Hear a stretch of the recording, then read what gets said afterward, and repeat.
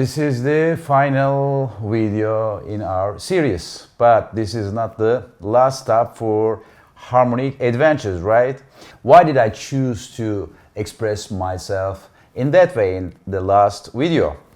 Because we will talk about contemporary improvisation. It's very open-ended area for especially this is the open-ended sphere for music literature.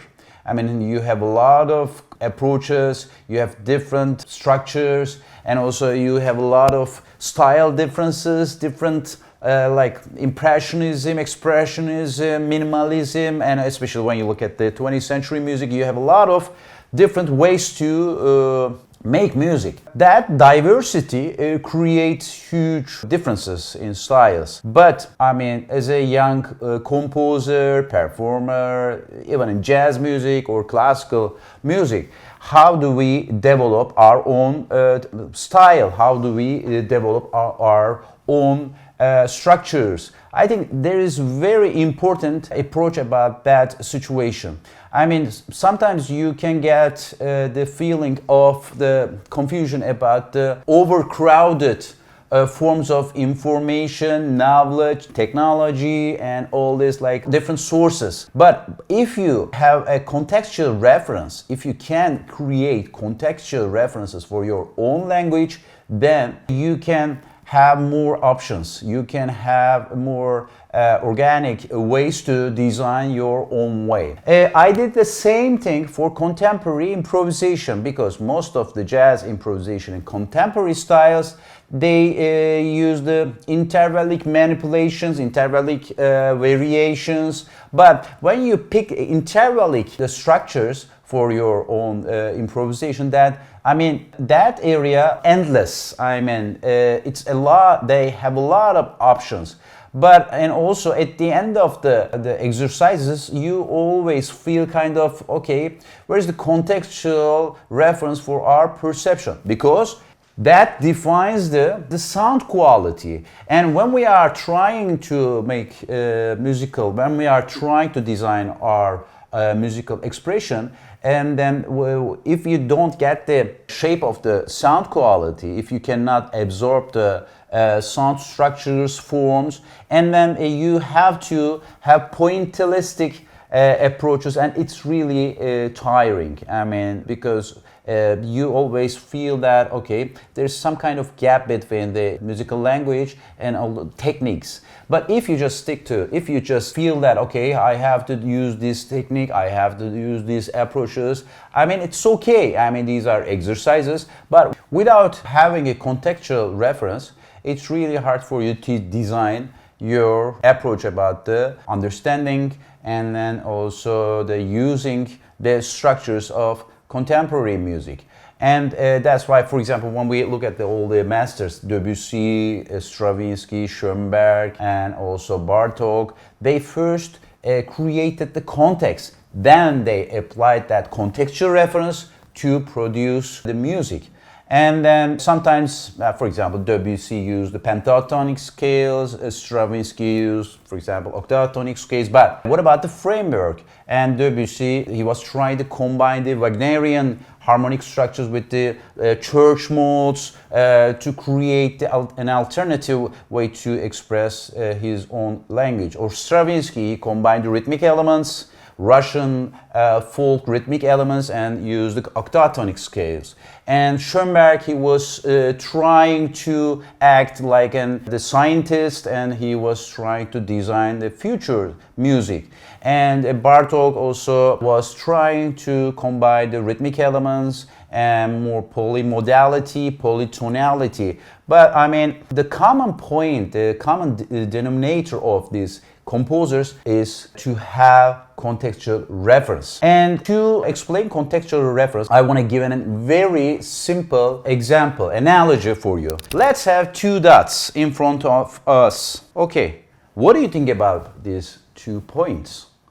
I mean, there's no reference. And look at the surface. We have white background, and we cannot say anything about it. But what about this? When I have this semicircle kind of thing, and you can have an idea, right? And we can have another form of this two dots, right? This straight line, or the last one. Okay. Even though in these three examples we have two dots, but the lines, the shape of lines define quality of dots. I think it happens in the same way, especially for contemporary music making process. What I did for contemporary improvisation, I took the idea of inversional symmetry to create my own new type of 2-5-1, and I combined pentatonic. This is the first thing, and the next exercise I designed for myself is Hexatonic Combinatoriality. Actually, this is very important device for Schoenberg composition for his especially 12-tone music structures. And what I picked Hexatonic Combinatoriality because, and we discussed the chromatic approach, right? And the problem about the chromatic approach is very abstract, no contextual reference. That's why sometimes it's getting close to blues, but sometimes it sounds like the very random, right? That's why I use the blues scale for my reference to create the more authentic connection with the tradition. I will explain these two approaches for you. I hope it's created space for you to think about your contextual references, because otherwise always you can find yourself in just practicing. I mean, what the hell is going on? I mean, I did the same thing at the end of this practicing crazy days. I felt always kind of empty in my heart. I mean, I couldn't get something authentic. I couldn't get something real. I couldn't get something tasteful. Then I memorized some of the patterns. I memorized some of the licks and patterns. Then I just played. But there is no real connection with the music making process because I was just imitating. That creates kind of transmitted knowledge. This is very important at the beginning. But what about our personal identity? I mean, look at all these masters. I mean, when you compare these styles, everybody sounds different, right? Everybody sounds different. But what's the main ground? What's the main structure that keeps them in the same sphere? This is the first, creating the personal, authentic relationship with the music, then creating your own approach. This is very crucial part of music making process, I think. And I did the same thing. I used these two devices, and I'll explain them. And I hope that will be kind of, that would trigger to create your own space, your own identity. Okay, let's go back to our primary tonal progression. And this is 2-5-1, right? Okay. D minor 7, G dominant, and C major 7. Okay. I applied the inversional. I used the inversional symmetry technique on the base of minor second interval to create the C as our center, and B major 7 and D flat major 7, and we have C major 7. And it could have different variations, and if you want to remember, you can go back to my reverse perspective video. You can check all the variations, and when you apply them, you can have 6 variations on the base of inversional symmetry technique. Okay, let's hear them first. This is our primary tone progression, and the new progression.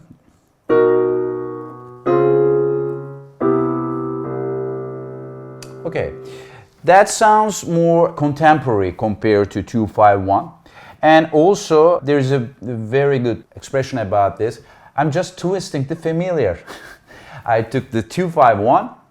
I approached 2-5-1 in a more contemporary way, and to create that sound. And next step about that progression, I applied the pentatonic scales. I used the B major pentatonic. This is 1, 2, 3, 5, 6, 1. Then for D flat major, I used again the pentatonic scale. 1, this one. Then Then we have D flat, E flat, F, A flat, B flat, D flat. Okay, then we have the C major 7 chord. I use the same pentatonic relationship. Then I designed my line on the basis of this pentatonic scale and inversional symmetry structure. Then we have something like this.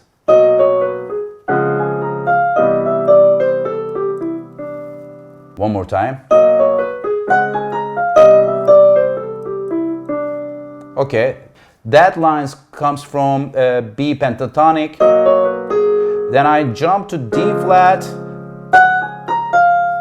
and that gives me color. It's in between chord tones and the pentatonic, and I use the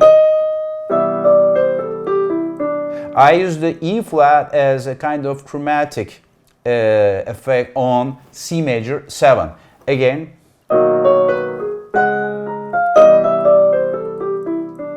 Okay, and let me play the blues influence 251. I will use the G blues scale for this, for example. Again. And I just use the blues scale. Let me remind you.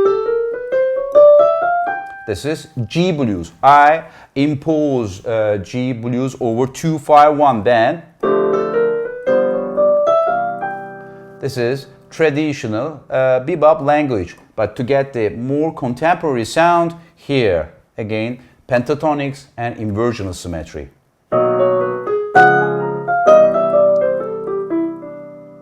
By means of pentatonic scales, I can have at least some kind of traditional connection.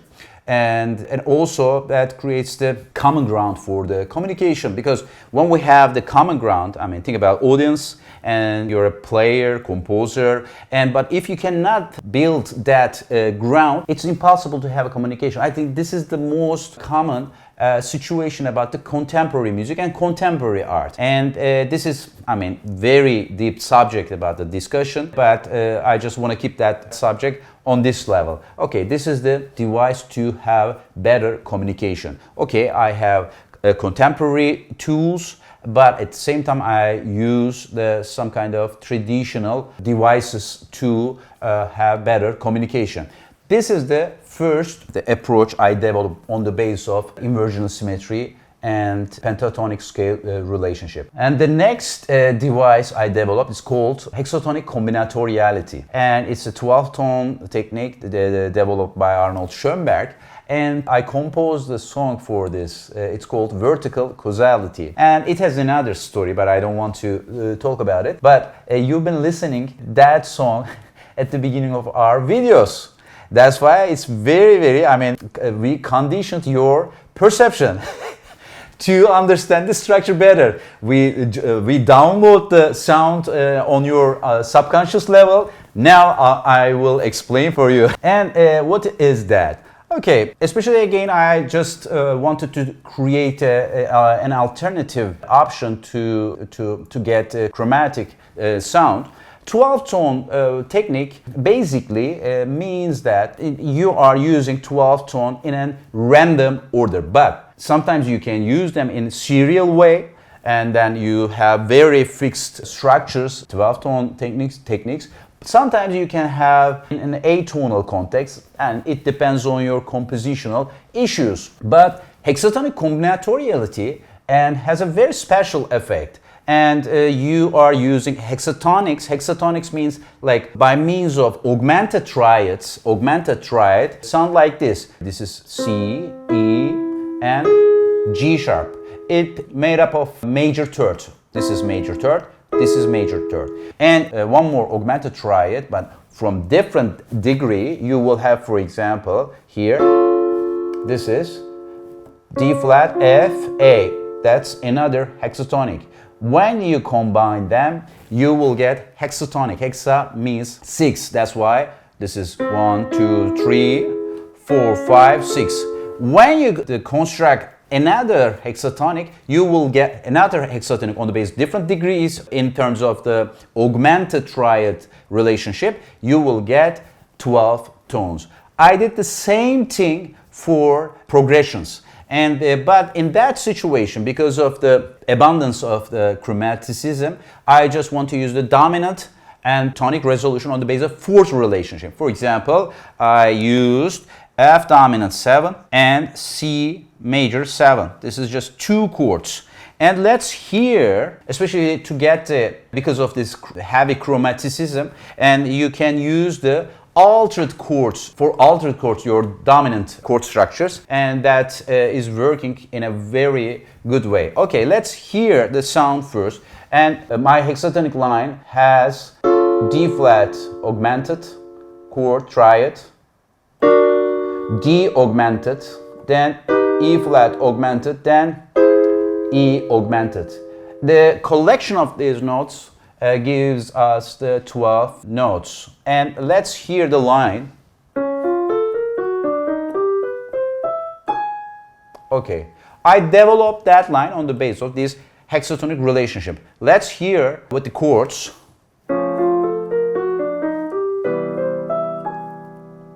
Okay, one more time.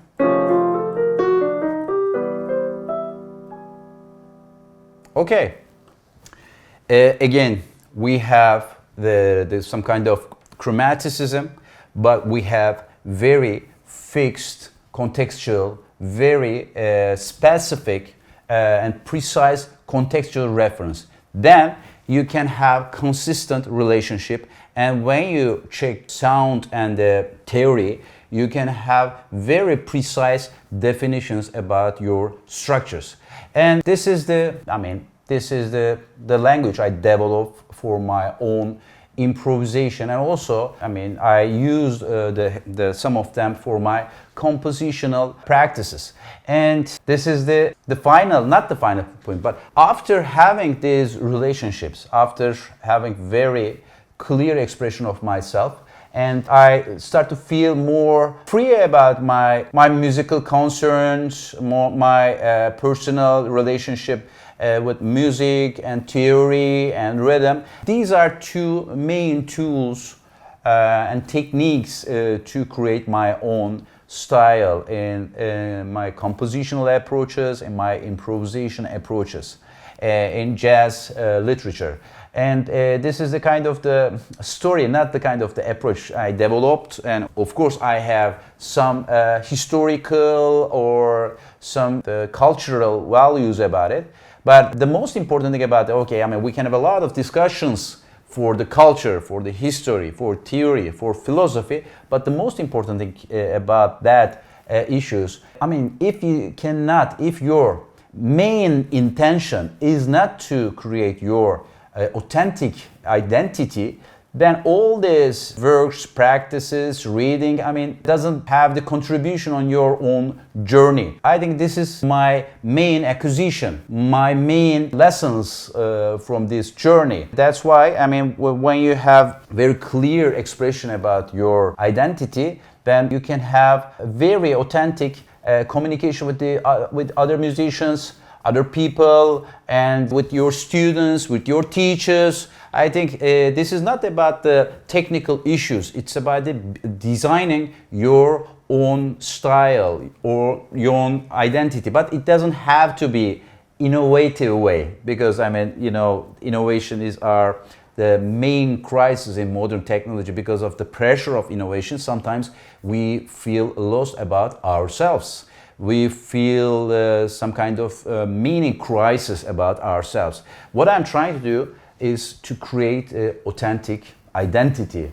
And these explanations, these technical, the theoretical explanations help me to design my own way. That was my intention. And I am feeling very lucky about it. And that's why I am trying to share my all experiences, all knowledge about that process and that story. I hope that story will be inspiring for you to design your own way. I hope to see you in a close future. Take care.